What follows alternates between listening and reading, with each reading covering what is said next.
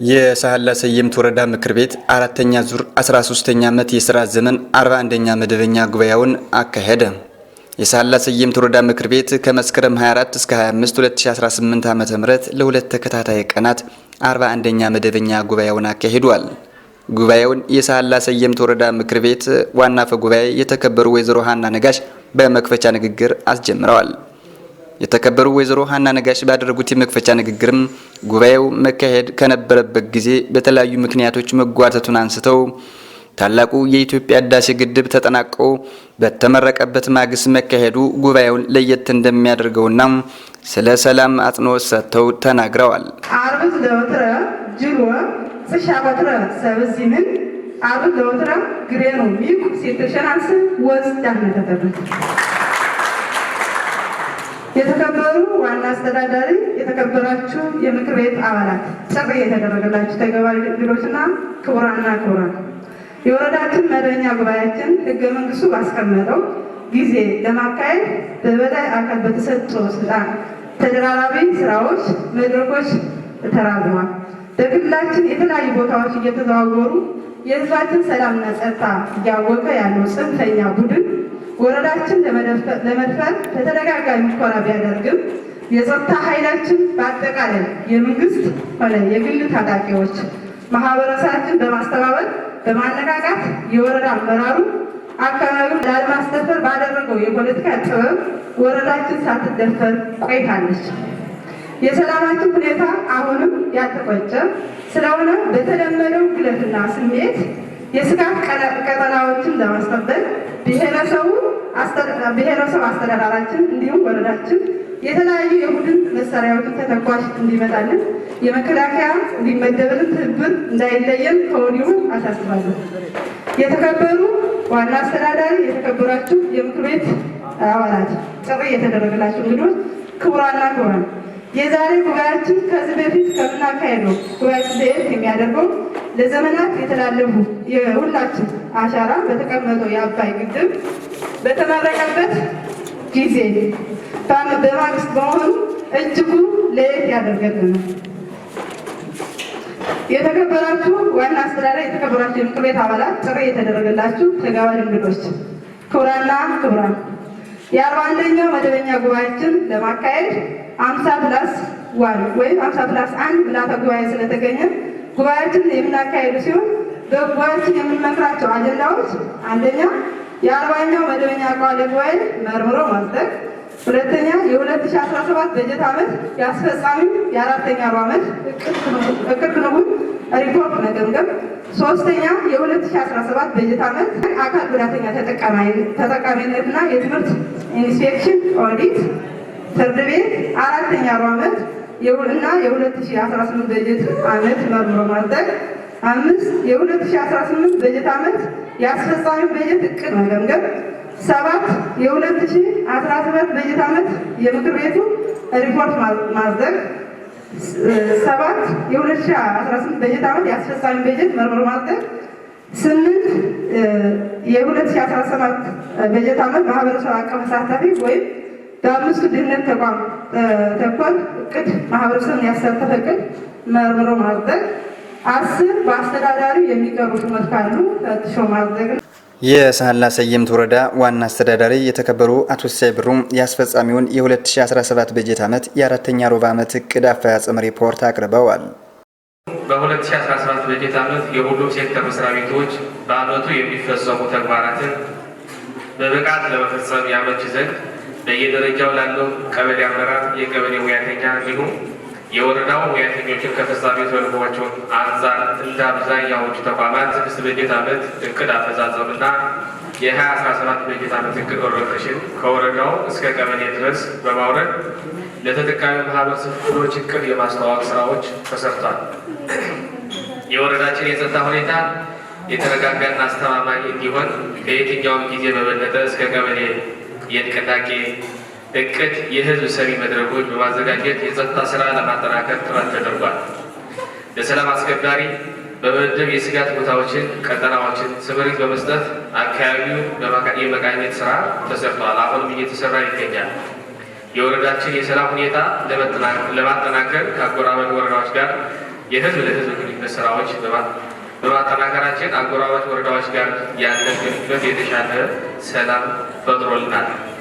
ያ ማለት ምንድነው? ከመደበኛው ጋር በርካታ ጊዜ ግጭት በተፈጠሩበት ጊዜ የተማረኩ ወንድሞቻችን ከአካባቢው ማህበረሰብ እና የኛ የሀገር ሽማግሌዎች ጋር የሰላም ስምምነት በመፍጠር ግለሰቦቹ እንዲለቀቁ ተደርጓል።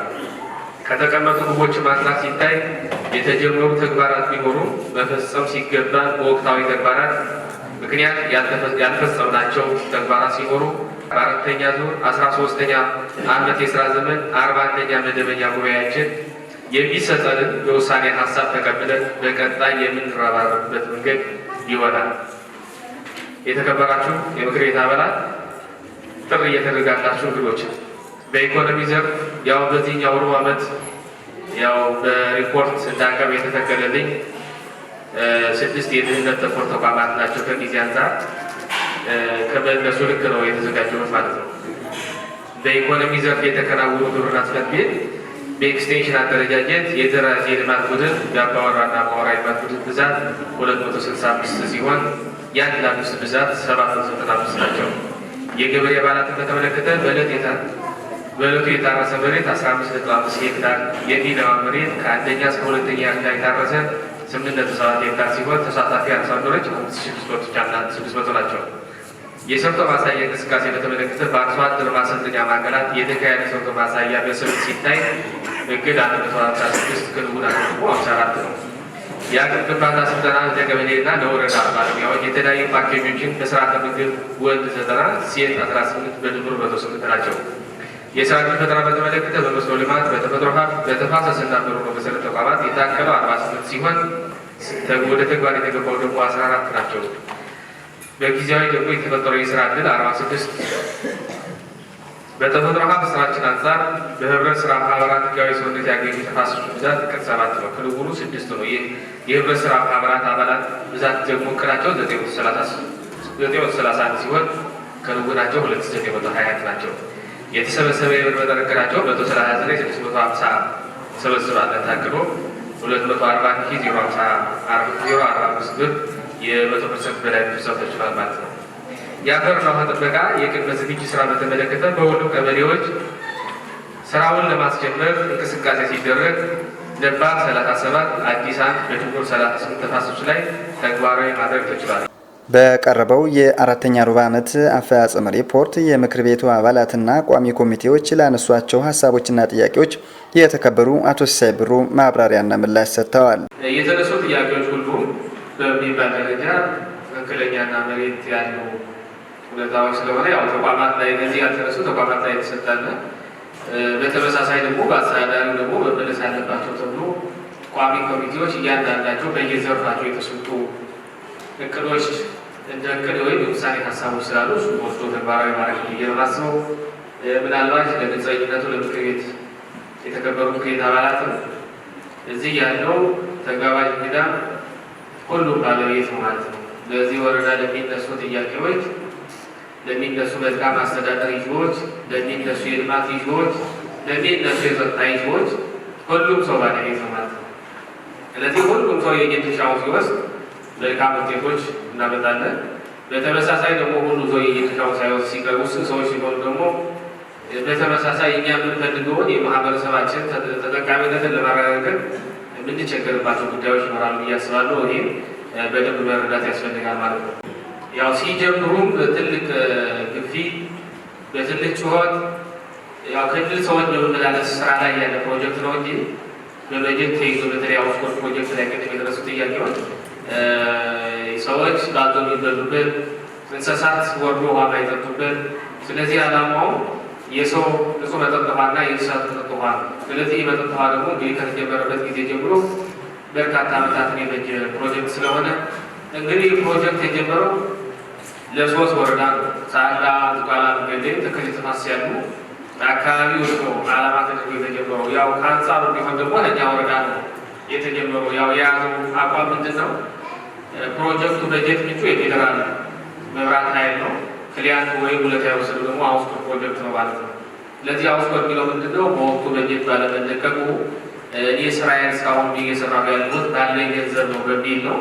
የፌዴራልና የክልል መንግስቱ የሳህላን ማስጨረስ አለብን የሚል አቋም ያላቸው እንግዲህ በሂደት በግፊት በክትትል እንዲያድግ የማድረግ ስራ ከሁላችን የሚጠበቅ እንደሆነ የዚህ በጀት ዓመት አንድ በቅር ከሚሰሩና እኛም አንድ የጩኸት ማቅረብ እናደርጋለን ብለን ከያዝነው አንድ ፕሮጀክት የተከዜ 10 መንደር የሚለው ፕሮጀክት ስለሆነ በዛ መረጋጋት ያስፈልጋል። የጥራት የምናምን ጉዳዮች ሰዎች ሊሆኑ ይችላሉ። ያወቅት ይሄ የራሱ ክልል ነው የሚቆጣጠረው እያንዳንዱ ግን እኛ ማስተያየት ተጠቃሚ ማህበረሰብ ደግሞ እየገቡ አስተያየት መስጠት ከሁላችን ይጠበቃል የሚለውን የመንገዱ መሻቢስ የመንገድ ፕሮጀክት እሱ በተመሳሳይ ጊዜ ነው ያላቸው እስቲል ላው ከተሰሩ ስራዎች ከስታንዳርዱ 15 ኪሎ ሜትር ምናምን በላይ አልተሰራም።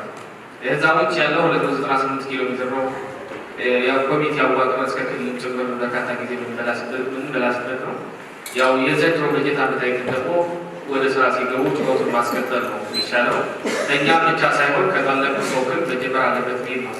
ከሁለቱም ስለሆነ መንገዱ የሚጠቅመው ከሁሉ እንዲጠቀም ሁሉ እንቅስቃሴ እንዲያደርግ ጥያቄዎችን ከእኛ ወረዳ በላይ ስለሆነ እነዚህ አይነት ጥያቄዎች ወረዳው ቃል እንደተገባ መያዝ መቻል የለባቸው ብዬ አስባለሁ።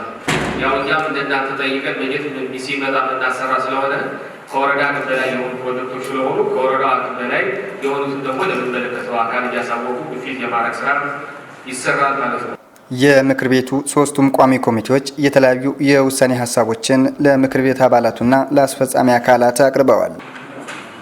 እሳትና ዓሳ ሀብትን በተመለከተ በእቅዱ ሊስተካከል የሚያነሳናቸውን አንደኛው እርባታ በተመለከተ ከፍተኛ የማር ምርት እየተመረተ በከፍተኛ ዋጋ እየተሸጠ ይገኛል።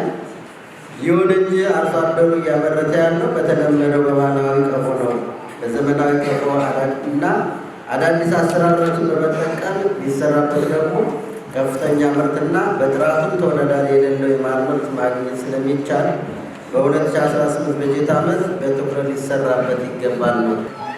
በሁለተኛ የእንስሳት ዝርያ ማሻሻል ስራን በተመለከተ በ2018 በጀት ዓመት 16 የዳልጋ ከብቶችን ለማዳቀል መታቀዱ ጥሩ ቢሆንም በትክክል እየተሰራበት ስላልሆነ ትኩረት ተሰጥቶ መሰራት ወይም ደግሞ መፈጸም የሚችል እቅድ መሆን አለበት ነው። ሌላው መስኖና ቆላማ አካባቢ ጽሕፈት ቤት ቢስተካከሉ ብለን የያዝናቸው በተደጋጋሚ በአርሶ አደሩ የሚነሳው በርካታ የመስኖ መሬት ስራ እያለሙ ቢሆንም የመስኖ ካናል ባለመሰራቱ የሚፈልገው ምርት ማግኘት አልቻልንም ሲሉ የሚያነሱ ቀበሌዎች አሉ። እነዚህን ታሳቢ ያደረገ ግጣጥሎ መሰራት ይገባዋል። ለምሳሌ ፍናዋ፣ ቻና በተደጋጋሚ የሚያነሱት ስለሆነ እነዚህ ሊፈትሽ ወይም ደግሞ ስራውን ሊያስገቡ የሚችል እቅድ መኖር አለበት ነው። ከትምህርት ጥራት አኳያ ሁሉም ተማሪዎች 50% በላይ በየትምህርት አይነቱ ውጤት እንዲያስመዘግቡ ለማድረግ የተጠናከረ ስራ እንዲሰራና አንደኛ ክፍል ተማሪዎች እስከ 30 ድረስ በትምህርት ማንበብ መጻፍና ማስቻል ሰውን መታቀብ እንዲፈጣጥሩ ነው። ነገር ግን በዓመት 2 ጊዜ ነው ሱፐርቪዥን ድጋፍ እናደርጋለን ተብሎ የታቀደውና ከዚህ አኳያ የተማሪዎችን ችግር አይቶ ያሉበትን ደረጃ ድጋፉ በጣም አጭር ከመሆኑ ተያያዘ ችግሩን መፍታት ወይም ደግሞ ችግሩን ማግኘት የሚያስቸግር በዛ መንገድ በቢሮ ማመቱ ፕሮግራም ተይዞ ተገዝቶ ነው የሚል አስተያየት አስቀምጠናል። ሁለተኛው 2017 የመማር ማስተማር ተግባሩ ሂደት ላይ ሲታይ ከእቅዱ አኳያ የማቋረጥ ምጣኔ በሁሉም የክፍል ደረጃ ከአንድ ክፍል በላይ መሆን አለበት ነው እንደግል ይችላሉ። ነገር ግን በታች መሆን ሲገባ ሁለተኛ ደረጃ 208.9% ያቋርጣሉ። ከዛ በተጨማሪ አንደኛ ደረጃ 541 ተማሪዎች 6.1% መሆኑን ያሳያል። ይህ ደግሞ የድጋፍና ክትትሉ ችግር ያልነበረ መሆኑን ያሳያል። ስለሆነ በ2018 በጀት ዓመት ድጋፍ ደግሞ ችግሩ እንዳይደገም የተሻለ ክትትል ሊደረግ ይገባል። ትናንትናም የሀሳብ ተነስቶ ስለነበር የተከበሩ ሳይሆኑ ሲያቀርቡ ያስቀምጡት ነገር ስለሆነ በዛ ግባብ ከፍተኛ የማቋረጥ ምጣኔ ያለውና ለከት ክትትል የሚያስፈልገው ተግባር ስለሆነ በቅርቡ አንድ አይነት መሆን ይቻላል የሚል የውሳኔ ሀሳብ አለ። ክልላዊና ብሔረሰባዊ እቅድ የተቀዱ እቅድ ሁሉንም ተቋማት የገጠመና ባለሙያዎችን በአካታተ መልኩ የሚነሱ የህዝብ ጥያቄዎችንና ከሚሰጠው የውሳኔ ሀሳቦች ማገናዘብ መልኩ ሊታቀሙ ይገባቸዋል። በዚህ በ2018 የህብረተሰቡን ጥያቄ ያገናዘበና በአጠቃላይ የህብረተሰቡን ምላሽ ሰጪ የሆኑ ያገናዘበ እቅድ ሊታቀም ይገባዋል። በአጠቃላይ ለሁሉም ነገር እነዚህ የታቀዱ ግቦች የታቀዱ ዓላማዎች ተግባራዊ ሊሆኑ የሚገባቸው ግን ትልቁ ነገር ሰላም ሲሆን ነው። ለሰላሙ ትኩረት ሰጥተን ዋጋ ሰጥተን እንሰራበት ይገባናል። ሰላም ከሌለ ማንኛውም ነገር መፈጸምና ማስተካከል ስለማንችል ማንኛውም ህብረተሰብ በአጠቃላይ ስለ ሰላሙ ጉዳይ ትልቅ ትኩረት ሊሰጥበት ይገባዋል። ለጸጥታ ኃይሉ፣ ለሚሊሻ፣ ለፖሊስ፣ ለተለያየ አካላት ብቻ አሻግረን ሰጥተን የምንተወው አይደለምና በዚህ ትኩረት ተሰጥቶበት ሊታቀድ ይገባዋል ነው ሀሳባችን። ለዚህ ብቁ የሆነ ጠላትን ሊመክትና ጠላትን ተኩሶ ሊመታ የሚችል ኃይል ሊደራጅ፣ ሊሰለጥን፣ ሊበቃ ይገባዋል። ይህንም ሊመራ የሚችል ወታደራዊ ኳሊቲ ያለው ቁመና ያለው ብቃት ያለው ወታደር ሊመራውና ሊዘጋጅ ይገባዋል። በአጠቃላይ የጠላትን ኃይል ለማዳከም ጠላትን ለመመከት የሚያመች ተኳሽ ተተኳሾችን ሊዘጋጁበትና ሊቀርቡ ይገባቸዋል። እነዚህ ነገሮች ካሉ በስሩ የወረዳችን እና የክልላችን የዞናችን ያሉ ሰላም ልናረጋግጥ እንችላለን ስለምንችል እነዚህን ያገናዘበ ግቦች ተግባራዊ ሆነው መታቀድ አለባቸው። በቋሚ ኮሚቴዎቹ በቀረቡት ሀሳቦች ዙሪያ የአስፈጻሚ አካላቶቹ ምላሽና ማብራሪያ ሰጥተዋል። ከዚህ ጋር ተያይዞ እኛ በየቀበሌው ግብዓት ስንፈጥር የዋጋ ንረቱ ጋር ተያይዞ ያለ ችግር ነውና በዚህ ልክ ተቋሙ ግን መስራት ያለበትን ስራ እየሰራ መሆኑን እንድትገነዘቡ የሚል ሀሳብ ነው ያለኝ። የላቸውም ቤት ሳይሆን እንትኑ ላይ የተቀመጠው ስታንዳርዱን በጠበቀ ልክ መሬት ስፋት ይኖራል። አንድ የገበሬ ማሰልጠኛ ማዕከል በዛ ልክ መሬት የሚያስፈልጋቸው እንትኖች አሉ። እሱም ግብርና ብቻ የሚሰራው ሳይሆን መሬትና ሌሎች የሚመለከታቸው አካላት ጋር ተቀናይተን የምንሰራው ነው። እሱ ብቻ ሳይሆን በዚህ ዓመት በክልልም በወረዳ በጀትም ስታንዳርዳቸው የሚጠብቁ የኤፍቲሲ ግንባታዎችንም የምንገነባ መሆኑ የተከበሩ የምክር ቤት አባላት እንዲይዙት ነው። ሌላኛው ሙሉ ፓኬጅ አጠቃቀም ጋር ተያይዞ የተነሳው ጥያቄ እንግዲህ ሙሉ ፓኬጅ ሲባል ምርትን ሊጨምሩ የሚችሉ የተለያዩ እንትኖች አሉ። የመጀመሪያው ማዳበሪያን መጠቀም ነው። ሁለተኛው በመስመር መዝራት ነው። ሶስተኛው ምርጥ ዘርን መጠቀም ነው። አራተኛው ደግሞ የተለያዩ እርጥበት እቀባ ተግባራት እንትን ማድረግ ነው። አሁን እኛ ጋር ትልቁ በሽታው ያለው ምንድን ነው? ማዳበሪያ አጠቃቀም፣ በተለይ ሰው ሰራሽ ማዳበሪያ አጠቃቀም ከጊዜ ጊዜ እያደገ የመጣ ልምድ እየሆነ የመጣ ነው። ብዙ ወገባችን የሚይዘን ምንድነው? በመስመር መዝራት አካባቢ አርሶ አደሩ ጊዜ የሚወስድ በመሆኑ ጊዜ ብቻ ሳይሆን ጉልበትን በጣም የሚወስድ በመሆኑ እነዚህ አራቱና ሌሎችም ተጨማሪ እንትኖችን ካልተሰራ ሙሉ ፓኬጅ ስለማይባል ነው እንጂ በዚህ በተናጠል እንትኖች አርሶ አደሩ የተሳተፈ እንደሆነና ከአንድም ወደ 680 አካባቢ ሙሉ ፓኬጅ የተጠቀሙ እንደሆነ የተከበረው ምክር ቤት ቢይዝ ጥሩ ነው ይልጥናል። ሌላኛው በሁሉም የገበሬ ሰርቶ ማሳያ ቦታዎች አስተማሪ የሆነ ስራ መስራት ሲገባቸው እየተሰራባቸው አይደለም የሚለው ይህን ቶታል የሚወስደው። አንዳንዶቹ በጀት የሚጠይቁ ናቸው። በጉልበት ደረጃ የሚሰሩትን እኛ እንሰራለን። በበጀትና በተለያዩ ነገሮች የሚደረጉ ደግሞ እንግዲህ አጋር ድርጅቶች እየወጡ ነው። አልወጡ እነሱ ጋር የተነጋገርን አርሶ አደር አዲስ ቴክኖሎጂ ከገበሬ ማሰልጠኛ ማዕከል እንዲያነሳ ማስተማሪያ እንትኖች የምናደርግበት እንደሆነ በደንብ ብያዝ ጥሩ ነው። እንደ ወረዳ 47 ፋሶች ውስጥ 3ቱ ብቻ ደብረ ስራ ማብራት የተደራጁት፣ ቀሪዎች ለምን አልተደራጁ የሚለው እንደ አጠቃላይ ሙሉ በሙሉ የህጋዊ ሰውነት ያላቸው 7 ናቸው። ገና ፕሮሰስ ላይ ያላለቁ ደግሞ 4 አሉ። አጠቃላይ 11 ነው። ወይም 11 በቂ ነው ማለት አይደለም። ደግሞ ስናደርግ ምንድነው የመጀመሪያው አርሶ አደሩ በራሱ ተጠቃሚ እዚህ ምክር ቤት የተከበራችሁ ምክር ቤት አባላትን እጣ መቁረጥ የሚገባው አርሶ አደሩ ራሱ ነው። ከኛውን የተለያዩ ማቴሪያሎችን ማቅረብ እንደዚህ አይነት ብዙ ሁኔታዎች እንዲፈጠሩ ማድረግ በዘለለ እጣ የሚቆረጠው አርሶ አደሩ ስለሆነ በዛ ልክ ሁሉም የምክር ቤት አባላት ግንባር ቀደም ሆነን ከቆረጥን አይደለም 47 በተጨማሪ የምንመርጣቸው ተፋሶችም በህጋዊ ሰውነት ማስያዞችን ስለሆነ የጋራ ስራ እንደሆነ ተይዞ ወደፊት እናሻሽለው ነገር እንደሆነ በደንብ እያስጥሩ ነው ማለት ነው። ሌላኛው ከባለፈው ዓመት የችግኝ ተከላ ጋር ተያይዞ ወደ 62100 ሀገር በቀልና የውጭ ዝርያ ነው እንትን ያደረግነው። ግን የዘንድሮ ችግኝ የተሻለ እንትን አይደለም። የብርሃኔው ሳይሆን ያን የደጋዊው ነው ለኛ አካባቢ እንትን አይደለም የሚለው በመጀመሪያ የተከበረው ምክር ቤት እንዲያዝ የሚፈልገው ማይጠቅም ዛፍ የለም። የትኛውም ዛፍ ቢጠቅም ነው። ምናልባት ዝርያ አመራረት ላይ ግን ቆላ ላይ የሚሆኑ ትክክል ሊቋቋሙ ላይ ምርጫ ብናደርግ የሚል ነው የምወስደው። ከዛ ውጭ ግን በዚህ ዓመት ያደረግነው ችግኝም ያን ያክል ክፉ ነው የሚባል ነገር አይደለም። ለአካባቢያችን ሌላ ጥቅም እንኳ ባይኖረው የዚህ የስነ ምህዳር እንትንን ማባጣጣም በኩል የተሻለ ስላለው በዛ ላይ ክትትል ይደረጋል። ግን ቀጣይ በጀት ስለሚጠይቅ ነው እንጂ ከሁለት እና ከዛ በላይ ጥቅም ሊሰጡ የሚችሉ ዛፎች ላይ ትኩረት አድርገን መስራት እንደምንችል በደንብ ይያዝ ነው። ተመለከተ ከ2343 ሜትር ኪዩብ ደረቅ ቆሻሻ በአግባቡ ይወገዳል 30% የሚለው ከዚህ በፊት እንግዲህ ቆሻሻዎች የሚወገዱበት የተለያየ ስርዓት አላቸው። ስለዚህ እስካሁን ድረስ ሳይሰራ የመጣ ነገር ግን ከተማ በተፈጥሮ ከተማ በመሆኑ ብቻ ደረቅ ቆሻሻዎች የተለያዩ ደረቅ ቆሻሻዎችን ያመነጫል ማለት ነው። ስለዚህ ይህ መታቀድ አለበት። ስለዚህ ታቅዶ 60% ማለት ከዚህ በፊት የምናስወግዳቸው በመስፈርቱ መሰረት አይደለም የሚወገዱት።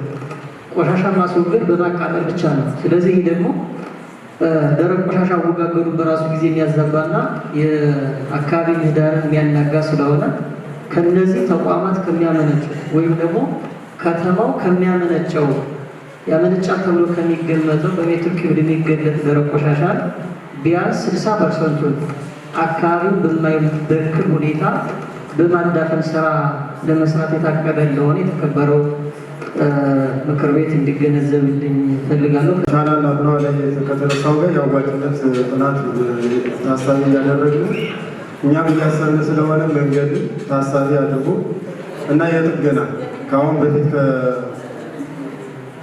ከወደሙ ጥገና ከሚያስፈልጋቸው ጋር የአዋጭነት ሁኔታው እየታየ ወደፊት የምናስብበት ይሆናል የሚለውን በደንብ የተከበሩ ምክር ቤት እንፈልጋለን። በሁለተኛ ደረጃ በመስኖ ተጠቃሚዎች ላይ በተለይ ካናል ተረጋጋሪ ተያዘው ያው አሁንም እየሰራ ነው ያለው፣ ቀጣይ የምንሰራበት አለ። ነገር ግን እዚህ ላይ የተከበሩ ምክር ቤት መያዝ ያለበት ካናል ጠረጋ በየዓመቱ ማድረጉ ብቻ ሳይሆን የተገነቡ የመስኖ መሰረተ ልማቶች እየወደሙ ያሉበትን ማህበረሰቡ በደንብ ባለቤትነት መያዝ አለበት። ከዚህ አኳያ አንድ ካናል በአዋጭነት ጥናት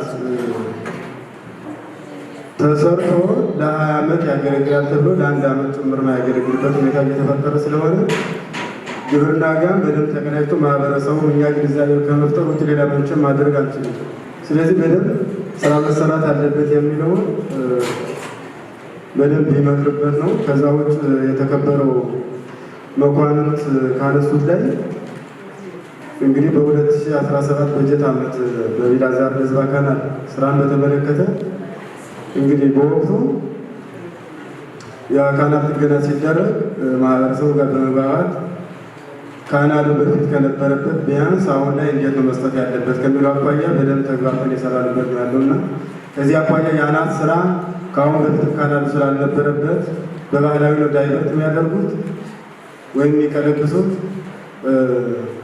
የአናት ስራ ለመስራት ደግሞ ከፍተኛ የሆነ በጀት እና ሌላ ሳይንሳዊ ዘዴ ስለሚያስፈልግ ባለን ካፒታል በጀት በ1.4 ሚሊዮን መስራት ስለማይቻል የነበረውን ጠግኖ ሌላውን በባህላዊ ያው እንዲመልሱ ከማድረግ አኳያ ተግባብተን የሰራነው ስለሆነ ምክር ቤቱ ባካሄደው 41ኛ መደበኛ ጉባኤ የተለያዩ ሹመቶችን ያጸደቀ ሲሆን በዚህም የተከበሩ ወይዘሮ ሀና ነጋሽን በዋና አፈ ጉባኤነት፣ የተከበሩ አቶ ማሩ ገብረመድን ምክትል አፈ ጉባኤ፣ የተከበሩ አቶ ፀሐየ ገብሬን የኢኮኖሚ ልማት በጀትና ፋይናንስ ቋሚ ኮሚቴ፣ የተከበሩ አቶ ሰርጸ ማርያም መኮንን የማህበራዊ ሴቶችና ህጻናት ጉዳዮች ቋሚ ኮሚቴ፣ የተከበሩ አቶ አንበሉ ተክሌ የህግ ፍትህና አስተዳደር ቋሚ ኮሚቴ አድርጎ በሹመት አጽድቋል።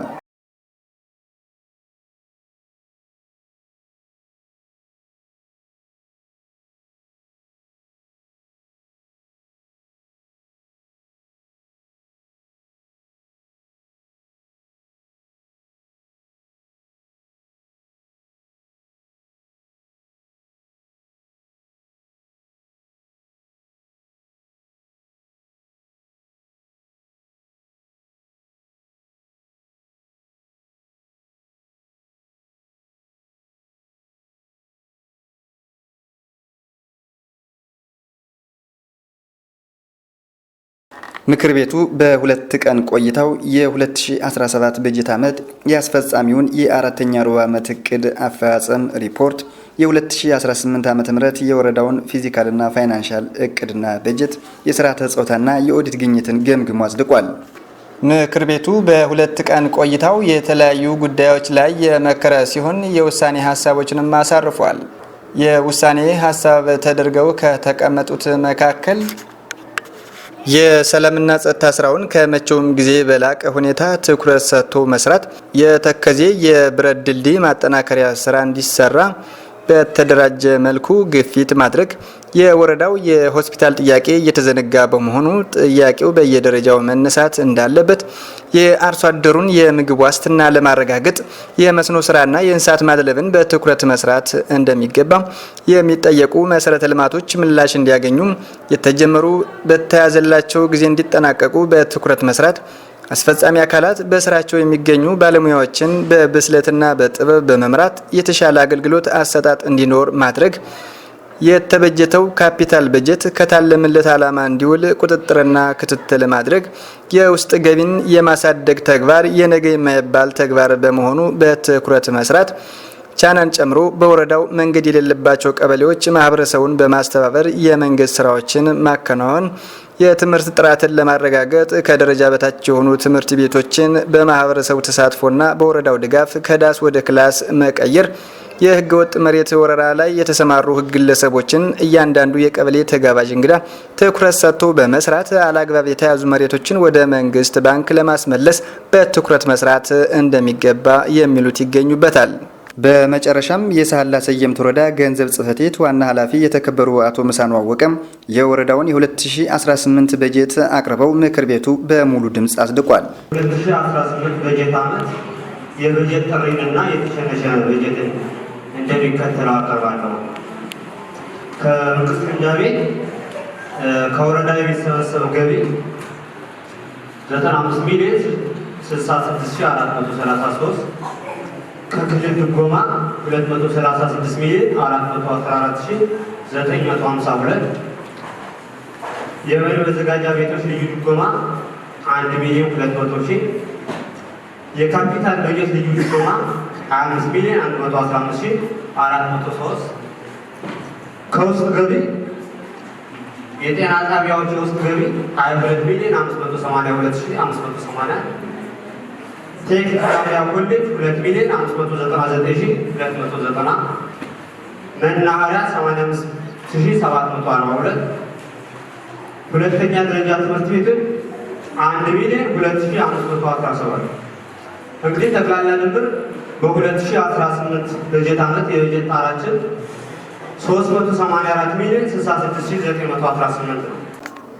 የሳህላ ሰየምት ወረዳ ምክር ቤት ስላካሄደው 41ኛ መደበኛ ጉባኤ ያዘጋጀንላችሁ ፕሮግራም ይህን ይመስል ነበር። በትረካውን የዘውድ ደረጀ፣ በካሜራውና በቅንብሩ መኳንንት ካሰው አብረናችሁ ነበርን። ቸር ሰንብቱ።